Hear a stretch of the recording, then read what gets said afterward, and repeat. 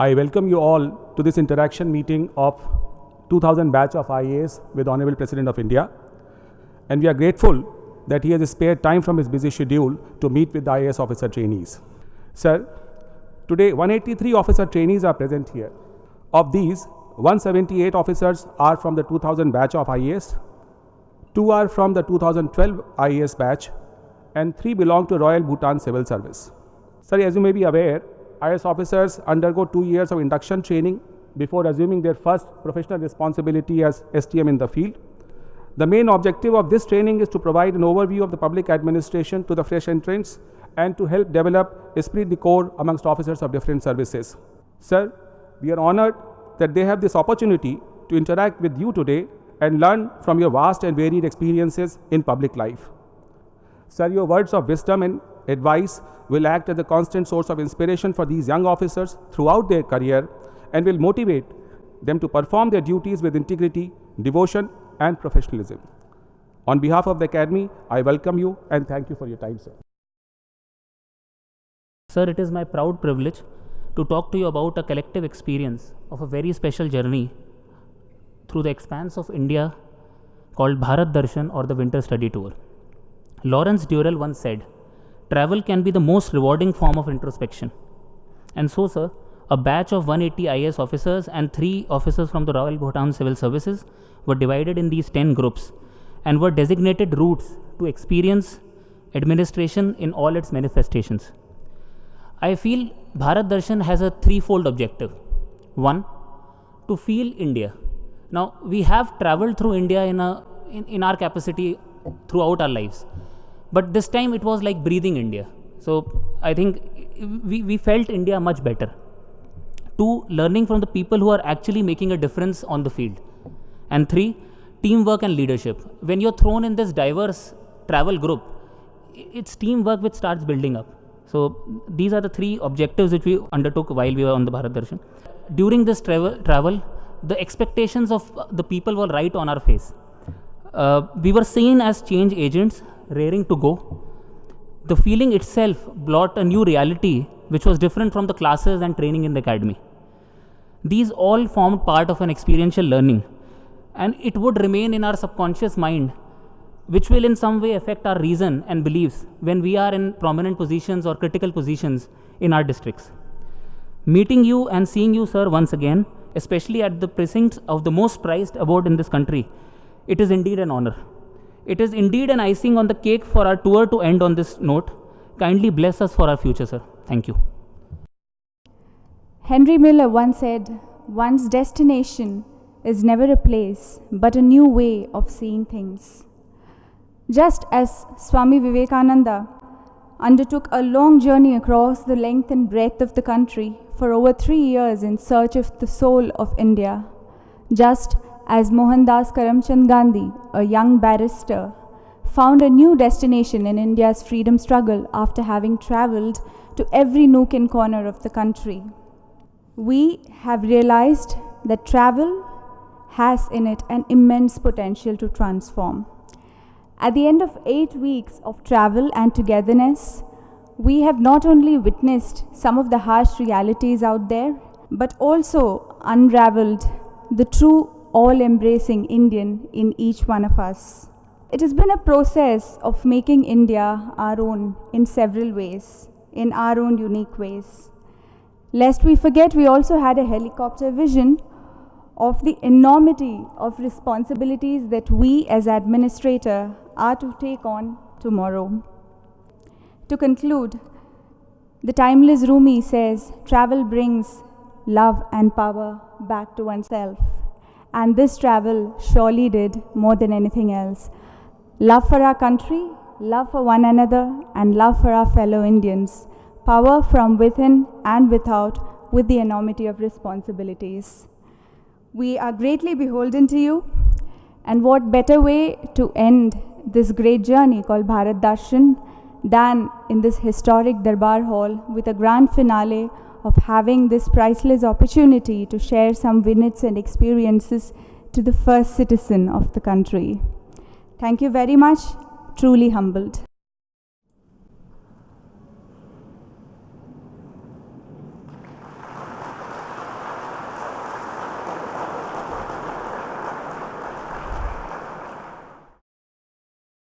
May I request the Honorable President of India, Shri Pranab Mukherjee, to address the gathering.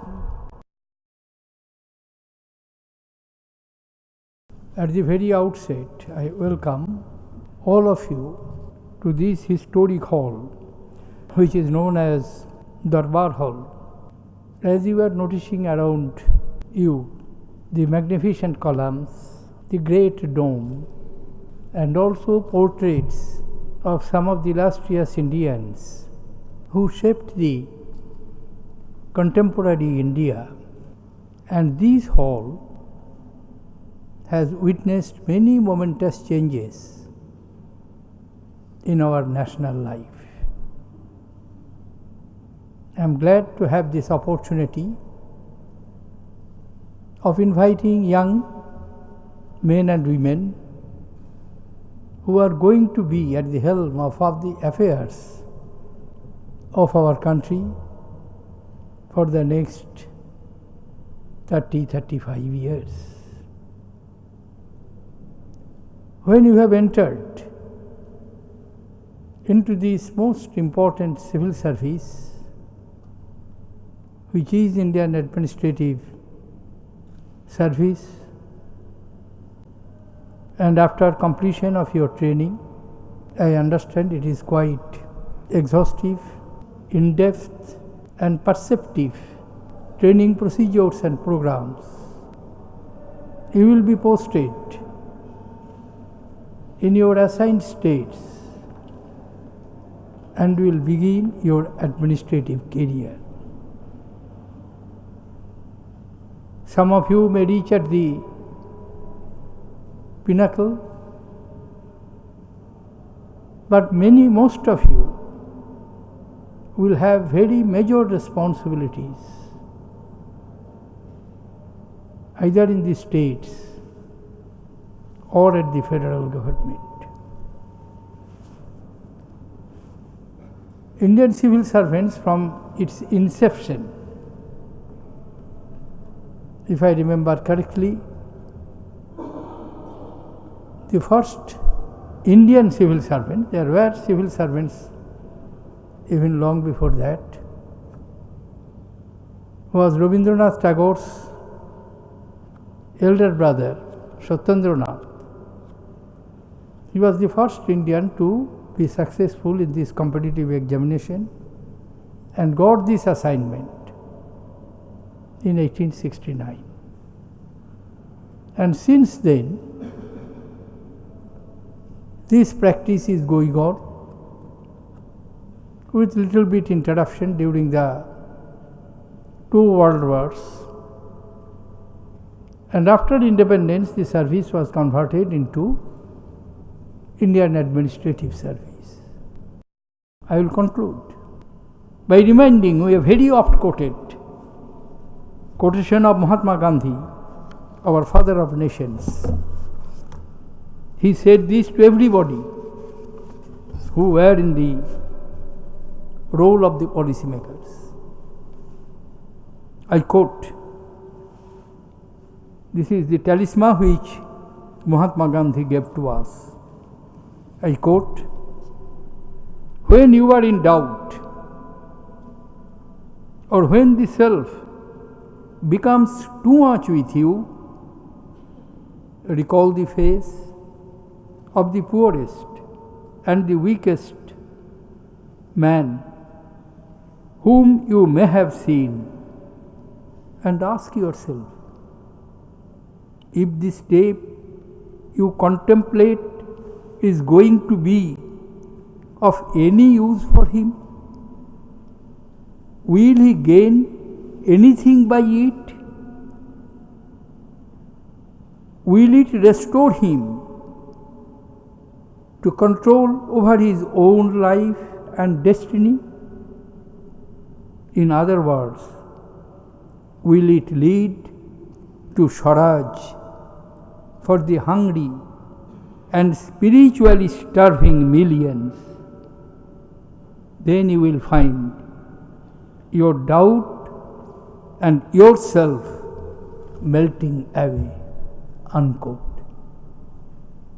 Young friends, remember this talisman of a man who was less than 95 years, 95 pounds in weight, and who could galvanize whole India from Himalaya to Kanyakumari, from Mizoram to Gujarat, without aid of television, radio,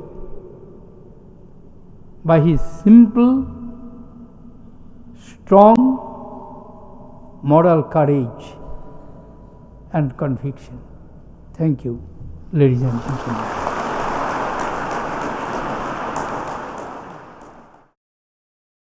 Honorable President of India, sir, it is my proud privilege today to extend this vote of thanks on behalf of the Lal Bahadur Shastri National Academy of Administration and the 2014 batch of the Indian Administrative Service and Royal Bhutan Civil Service.